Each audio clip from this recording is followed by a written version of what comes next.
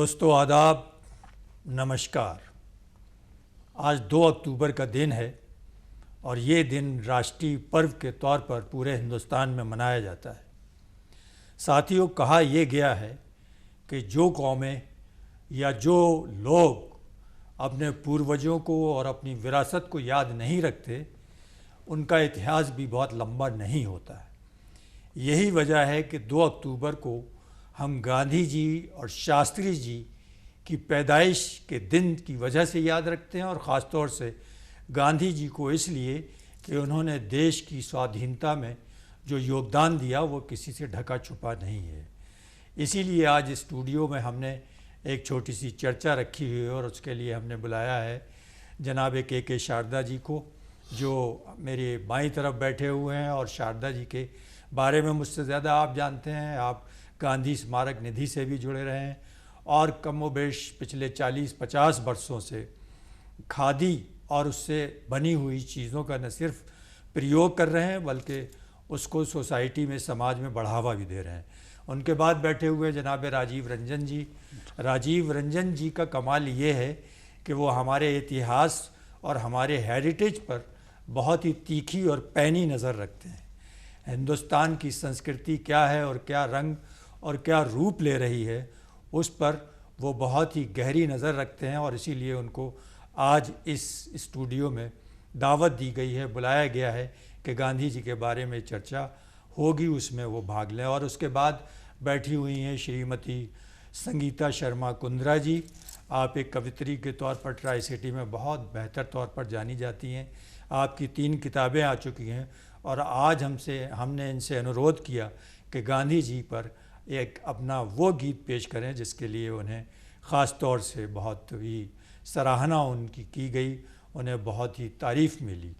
तो आज के इस प्रोग्राम को शुरू करने से पहले मैं चाहता हूं कि संगीता जी से अनुरोध करूं कि गांधी जी को श्रद्धांजलि देते हुए सबसे पहले अपना एक गीत प्रस्तुत करें। श्रीमती संगीता शर्मा कुंद्रा जी। सीधा साधा लिबास पहन ले लाठी हाथ में, सीधा साधा लिबास पहन ले लाठी हाथ में, दिखती थी अहिंसा उसकी हर एक बात में। अहिंसा से किया था फिर देश को आज़ाद, अहिंसा से किया था फिर देश को आज़ाद। है कौन ऐसा देश में अब जिसमें हो ये बात। क्या कहें? बहुत अच्छे, शुक्रिया। एक चरखे से ही आज़ादी देगा देश को दिला, एक चरखे से ही आज़ादी देगा देश को दिला। अंग्रेज जानते थे भारत को ऐसा नेता है मिला। झुके नहीं कभी जो और न की कभी फरियाद, झुके नहीं कभी जो और न की कभी फरियाद। है कौन ऐसा देश में अब जिसमें हो ये बात। झुके नहीं रुके नहीं करते रहे थे काम, झुके नहीं रुके नहीं करते रहे थे काम। बापू तुझे भारत के जन जन का है प्रणाम। बहुत अच्छे, बहुत खूब। शुक्रिया। पथ अहिंसा का छोड़ा नहीं थे कैसे भी हालात, पथ अहिंसा का छोड़ा नहीं थे कैसे भी हालात। है कौन ऐसा देश में अब जिसमें हो ये बात। श्रद्धा सुमन अर्पण जिसे अहिंसा से था प्यार, श्रद्धा सुमन अर्पण जिसे अहिंसा से था प्यार। जान वारने को था हर भारती तैयार। गांधी की ही बदौलत आज देश है आबाद, गांधी की ही बदौलत आज देश है आबाद। है कौन ऐसा देश में अब जिसमें हो ये बात। क्या कहने। सीधा साधा लिबास पहन ले लाठी हाथ में, दिखती थी अहिंसा जिसकी हर एक बात में। अहिंसा से किया था फिर देश को आज़ाद। है कौन ऐसा देश में अब जिसमें हो ये बात। क्या कहने। बहुत अच्छा, धन्यवाद। बहुत जय उम्दा, हिंद। बहुत उम्दा बहुत गीत। बढ़िया। संगीता जी, आपने गांधी जी को और हमारी भारत की उस शान को अपने इस गीत के ज़रिए खराज तहसीन और खराज अक़ीदत और श्रद्धांजलि पेश की। इसके लिए आपका शुक्रिया। और बहुत ज़रूरी है, देखिए होता ये है कि जब हम अपने पूर्वजों को याद करते हैं तो गोया हम अपने इतिहास, अपनी तारीख़ को दोहराते हैं, और जब तारीख़ दोहराई जाती है तो इसका मतलब ये है कि हम उस संदेश को आने वाली नस्लों के पास इस उम्मीद से पहुंचा रहे हैं कि वो उनके कारनामों को जानेंगे और उन कारनामों को जानकर उसी की रोशनी में, उसकी के प्रकाश में राजीव रंजन जी आगे बढ़ेंगे। आज 70-72 साल के अंदर जब हम गांधी जी के इस संदेश और इस पैगाम को, जो उन्होंने अपने कामों से, अपने आंदोलनों से इस देश को आज़ाद कराने के लिए दिया, क्या आज के माहौल में उसकी अहमियत है और आगे उसकी क्या महत्ता रहने वाली है, मैं राजीव जी चाहूँगा कि इस बारे में आप अपने विचार व्यक्त करें। बहुत बहुत शुक्रिया आदरणीय शम्स जी कि गांधी जयंती के अवसर पर गांधी के विचार को आने वाली नस्लों को कैसे जानना चाहिए एक दिन आपने मुकर्रर किया। गांधी अपने कालखंड के ऐसे प्रणेता थे, ऐसे व्यक्तित्व थे कि एडवोकेसी, जो पेशेवर एडवोकेसी थी, उसको छोड़ करके वो जनता की एडवोकेसी के लिए चंपारण आ जाते हैं। बेशक। और चंपारण से फिर वो पूरा देश देखने के लिए निकल पड़ते हैं। और जब वो देखते हैं कि उनके देश की माँ, बहन, स्त्री जाति निर्वस्त्र है, तो वो अपने आप से एक व्रत लेते हैं कि मैं आज से पूरा शरीर वस्त्र से नहीं ढकूंगा। बेशक। यह जो गांधी की विरासत है, स्वयं के निर्णय लेने की और उसके आत्मानुशासन की, यह भारतीय ट्रेडिशन है। और उनके इस निर्णय से को पूरी दुनिया देख रही है। उस समय आइंस्टाइन देख रहे हैं, और जब उनके रिसर्च को एटम बम के जरिए नागासाकी और हिरोशिमा जैसी घटना होती है तो उनको लगता है कि जो साइंस का ज़माना है उसमें एक हाड़ मास का पुतला कहे जाने वाला गांधी कैसे पूरी दुनिया को उम्मीद है। और गांधी से प्रभावित होकर के आइंस्टाइन कहते हैं कि पूरी दुनिया में विश्व जनमत की सरकार होनी चाहिए। यह गांधी की ताकत थी, जो गुजरात के एक साधारण कस्बे में जन्म लेकर के और पूरी दुनिया को दृष्टि देने लगता है। खास करके जब चंडीगढ़ में हम बात कर रहे हैं तो उनका इस इलाके से एक रिश्ता है, और ख़ास करके हरियाणा के पानीपत से रिश्ता है। जो हिंदुस्तानियत के रंग को देखने की उनके पास एक विश्व दृष्टि थी। हिंदी उर्दू गलबहियाँ के मंच के रूप में जो वैचारिक शिविरों का वो आयोजन करते थे तो अल्ताफ़ हुसैन हाली को जानने आ जाते हैं। और पानीपत की उस विरासत को पढ़ने के बाद जो पूरी दुनिया को संदेश देते हैं कि ज्ञान का उत्पादन हिंदुस्तानी भाषाओं में होना चाहिए, मातृभाषा में होना चाहिए, उधार की भाषा में सपने नहीं देखे जाते। बिल्कुल सही कह रहे हैं राजीव जी, आपने बहुत उम्दा बात की और अपनी बात में ये बताने की कोशिश की कि गांधी जी ने किस तरह से न सिर्फ हिंदुस्तान की आज़ादी में बल्कि अपने विचारों से पूरी दुनिया के विचारों को न सिर्फ ये कि प्रभावित किया, बल्कि उस ज़माने के जो हमारे बड़े बड़े दार्शनिक और जो बड़े वैज्ञानिक थे वो भी किस तरह से उन्होंने असर लिया। शारदा जी, आप तो गांधी स्मारक निधि से बहुत दिनों तक जुड़े रहे हैं और पिछले 50 वर्षों से 45 वर्षों से आप बिल्कुल गांधी रंग में डूबे हुए हैं और उसका प्रचार प्रसार और लोगों में दूर दूर जाकर गांधी के विचारों की जागरण, उनकी जागृति के लिए बहुत काम कर रहे हैं। मैं चाहूँगा कि मौजूदा सूरत हाल में जो हमारी वर्तमान पोजीशन है उसमें गांधी जी के विचारों को हम फैलाने के लिए और क्या क्या तरीके अपना सकते हैं? सबसे पहले तो मैं दूरदर्शन चंडीगढ़ को मुबारकबाद देता हूँ कि आज वो उन महान विभूतियों का दिन मना रहे हैं, 2 अक्टूबर शास्त्री जी और हमारे राष्ट्रपिता महात्मा गांधी जी का, और उन दोनों को नमन करते हुए शम्स जी, जैसा कि आपने पूछा, जी मैं ये चाहता हूँ कि जैसे कि 2 अक्टूबर को 152 साल हो गए इस शख्सियत को हमारे भारत में पैदा हुए आज भी हम उन्हें क्यों याद करते हैं, क्या उनमें चीज़ थी जो खासियत थी। अभी राजीव जी ने बहुत अच्छी बातें चंपारण की बताया, चंपारण के बारे में, जैसे नमक आंदोलन था ये उन्होंने चलाया। लेकिन हम खास सिर्फ इसी दिन को ना याद रखें कि उनके पिता करमचंद जी थे, उनकी माँ पुतली बाई थी, उनके ऐसे 3 बेटे थे। ये हम हर बार ये रिपीट करते रहते हैं। जी जी। लेकिन उससे आगे हमें अब ऊपर उठना चाहिए।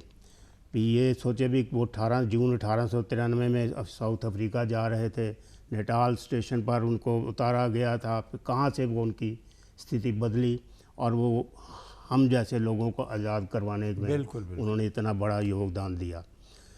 तो ये तो हम सबको बताते हैं, लेकिन मैं चाहता हूँ कि ये अभी भी हमें स्कूलों में खासकर जो छोटे बच्चे हैं उनको ये बताना चाहिए कि गांधी क्या थे और क्या उन्होंने हमारे लिए किया, क्योंकि आने वाली पीढ़ियाँ धीरे धीरे उन्हें भूल ना जाएं।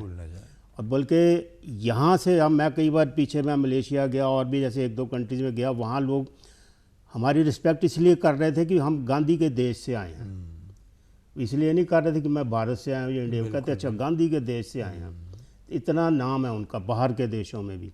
लेकिन यहाँ जब मैं देखता हूँ, क्योंकि मेरा परिवार ऐसा था, मैंने आगे भी बताया है कि मेरे माता और पिता दोनों ने जेलें काटी थी आज़ादी के समय। पिताजी तो मेरे गांधी जी के साथ भी रहे, लेकिन दुख होता है जब गांधी जी को हम कई हमारे लोग ऐसी बातें कह देते हैं, बड़ा उस समय महसूस होता है। जी। तो वो असल में शारदा जी, आप जिस तरफ इशारा कर रहे हैं, हमारे दर्शक और मैं समझता हूँ तमाम देखने वाले उस तरफ पहुँच गए हैं। स्थिति ये है कि कई मरतबा हम चीज़ों को जब ज़्यादती हो जाती है तो उनको हल्के में लेना शुरू कर देते हैं। बिल्कुल। इतना ज़माना गुजरने के बाद और ये दौर, क्योंकि आईटी का दौर है, पढ़ते हम हैं नहीं, किताबें जो आ रही हैं हम उनके दर्शन नहीं करते, शेल्फ में रखी हुई हैं, लोग छपवाते हैं, अपने रिकॉर्ड के लिए करवाते हैं।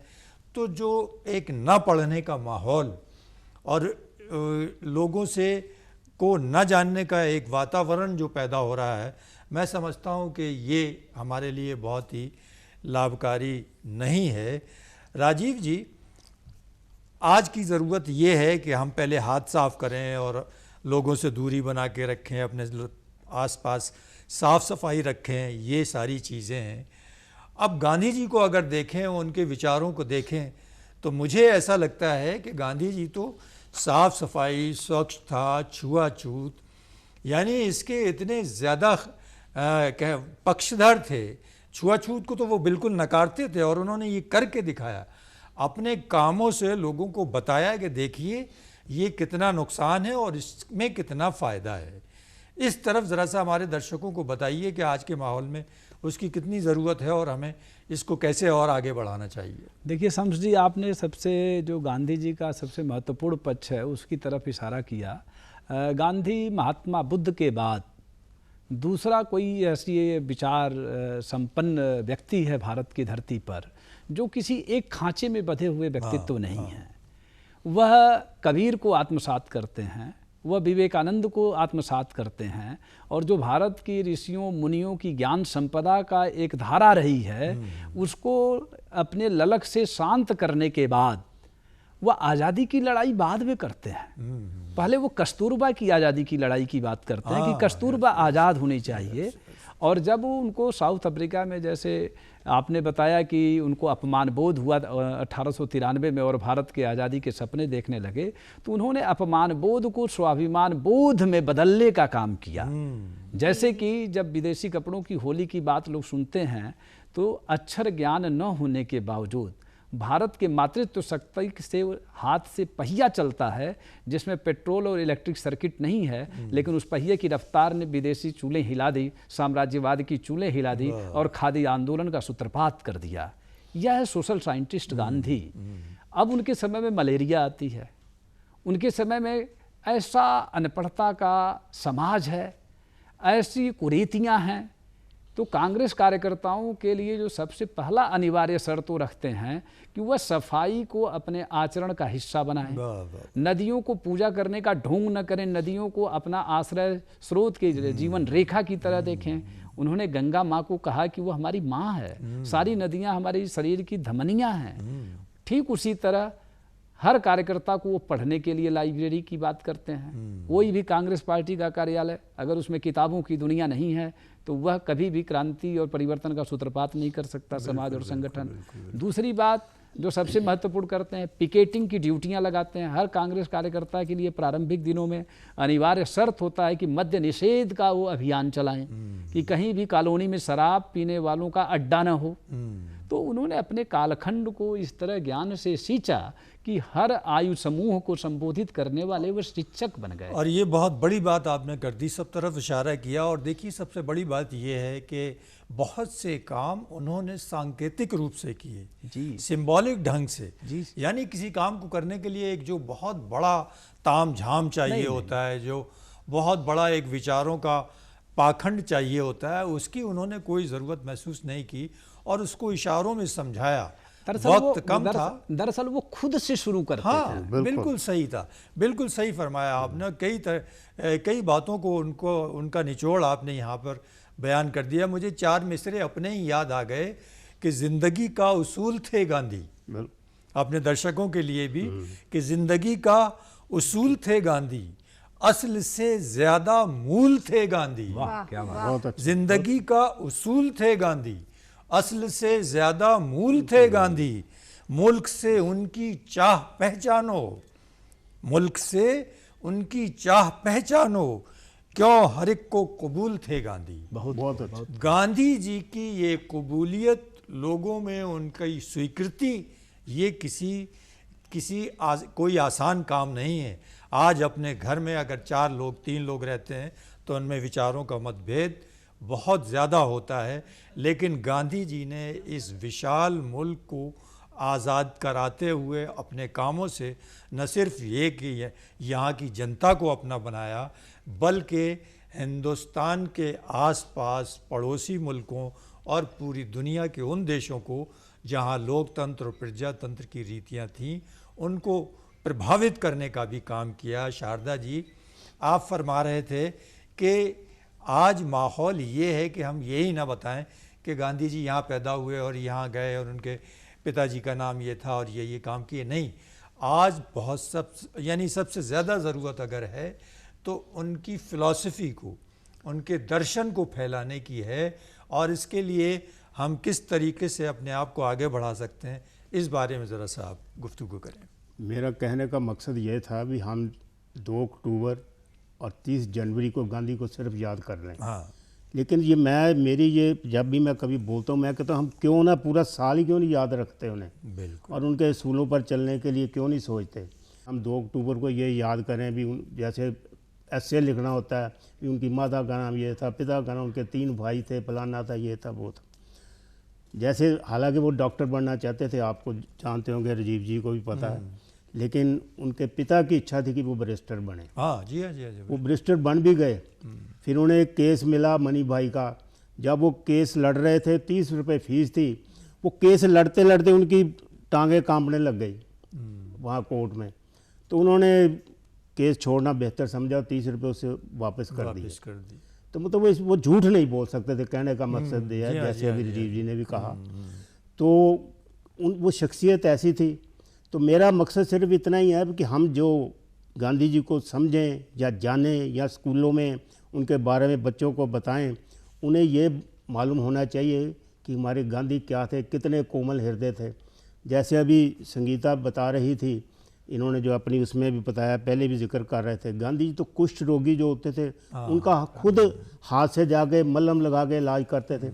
कोई आज का आदमी उनके पास ना जाए। बिल्कुल बिल्कुल बिल्कुल। लेकिन मैं तो चाहता हूँ भी ऐसे आदमी होने चाहिए। बिल्कुल, वो भी इंसान है, उन्हें भगवान ने किसी तरह कुष्ठ रोग। इंसान से इंसान की मोहब्बत, मानव से मानवता का लगाव, ये हमें दुनिया को हरा भरा और प्रकृति से जोड़ने का जो सबक देता है, ये आज के माहौल में मुझे लगता है कम हो गया है।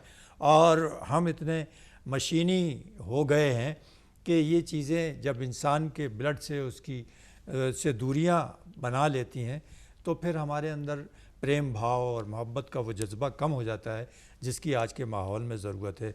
राजीव जी, आप बहुत अच्छी बातें कर रहे थे, मैं आपको उस तरफ ले चलूँगा। गांधी जी ने जो चरखा प्रथा चलाई थी, मैं समझता हूँ चरखे का मतलब ये नहीं कि वो जो धागा बिन रहे थे उसी से पूरे हिंदुस्तान का काम नहीं, वो एक ऐसी अलामत, एक ऐसा सिंबल था कि आप चरखे को संकेत बनाकर भारतीय उद्योगों को, लघु उद्योगों को, यहाँ के जो यहाँ के हथकरघा उद्योग हैं उनको बढ़ाएं। और जब तक वो नहीं बढ़ाएंगे, हमारी हिंदुस्तान की जनता और हमारे यहाँ का जो व्यापार है या व्यापारी है वो आगे नहीं बढ़ेगा। और इससे न सिर्फ ये कि वो व्यापारी आगे बढ़ेगा, बल्कि हमारे मुल्क से जो चीज़ें बनेंगी उनकी एक अपनी पहचान होगी, और उस पहचान की तरफ मैं चाहता हूं कि आप इशारा करें। देखिए, जो आपने चरखा शब्द का जिक्र किया, यह शब्द नहीं है, यह पूरे स्वाधीनता आंदोलन की चरखा संस्कृति है। ठीक कह रहे हैं। और एक मातृत्व के बल और विवेक में कैसे वैश्विक गूंज छुपी होती है, उसका मैं जो पहले बात कर रहा था और जिक्र किया कि गांधी कितने बड़े सोशल साइंटिस्ट थे, उनकी अवधारणाओं में हर जगह पर्यावरण एक समाहित चिंता है। वह एक स्टेटमेंट देते हैं कि माँ पृथ्वी में हर व्यक्ति की ताकत, जरूरत पूरा करने की ताकत है, पर मनुष्य के लालच की नहीं। वह चरखा के जरिए यह बताने की कोशिश करते हैं कि हमें जीवन इको फ्रेंडली ही, पर्यावरण मित्र ही जीना चाहिए। और उसमें चरखा विश्वविद्यालय जैसा, जैसे गांव-गांव में मूवमेंट चल पड़ा, और चरखा चलते ही विदेशी साम्राज्यवाद की चूलें हिल गई। दूसरी जो सबसे महत्वपूर्ण बात मुझे जो महसूस होता है एक विद्यार्थी के रूप में, जब गांधी को मैं हर क्षेत्र में, कि हमारा बेटा भी बापू को अपना रिश्ता बना लेता है, हमारे पिताजी भी बापू से रिश्ता बना लेते थे, तो पूरी दुनिया के फिलासफरों से उनका कनेक्शन था। लेकिन उस समय आप ये देखिए, करो और मरो का जब वो नारा देते हैं तो प्रेमचंद जैसा लेखक अपनी नौकरी छोड़ देता है। एक उदाहरण का मैं नाम ले रहा हूँ, इस देश का जो इंटेलेक्चुअल प्रॉपर्टी थी, उसने रोजी रोटी को छोड़ करके गांधी की दीवानगी, जो लोग वैचारिक रूप से सहमत असहमत नहीं थे, सुभाष चंद्र बोस भी आज़ाद हिंद फौज को उन्हीं के चरणों में समर्पित करते हैं। तो मेरे कहने का तात्पर्य ये था कि जिस तरह वर्ड्सवर्थ और शेली की कविताओं को पढ़ करके रूसों ने नारा दिया, आओ लौट चलें प्रकृति की ओर, वैसे ही गांधी ने नारा दिया कि आओ भारत का निर्माता बने, बहुत उम्दा बात आओ संपूर्ण स्वराज की कल्पना को साकार करें। बिल्कुल बिल्कुल, और यही आज के माहौल में ज़रूरत है। शारदा जी, एक मिनट में मैं आपसे चाहूँगा, आपके हम प्रोग्राम के अंतिम चरण में हैं, कि आज अगर हम गांधी जी होते और अगर हम उनसे बातें कर रहे होते, तो आज के माहौल में हम गांधी जी से क्या सीख सकते थे उनके विचारों के माध्यम से। आज के जब IT के ज़माने में हम जी रहे हैं, तो हम उनसे किस तरह से बातचीत कर सकते थे?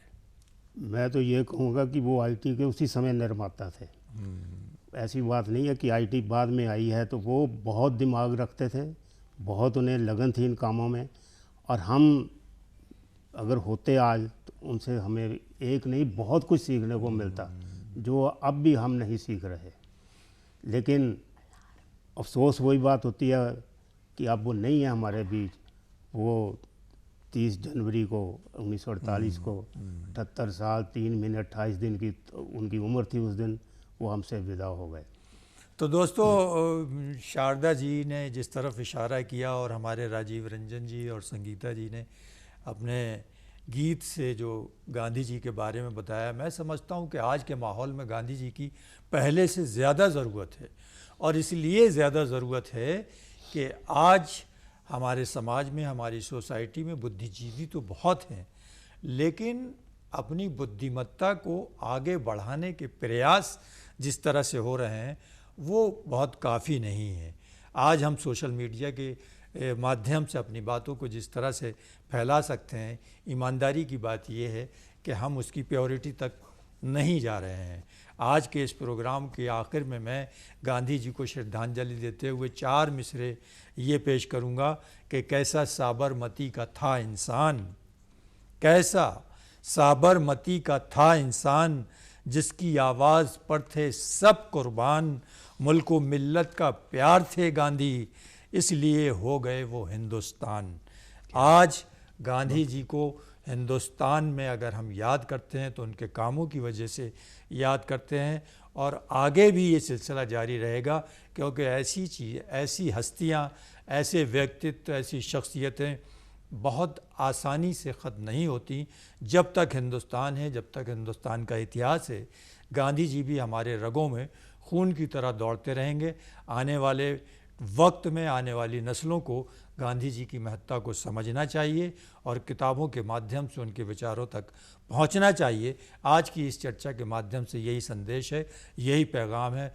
बहुत बहुत शुक्रिया, बहुत बहुत धन्यवाद, नमस्कार। बहुत बहुत आभार, बहुत बहुत शुक्रिया।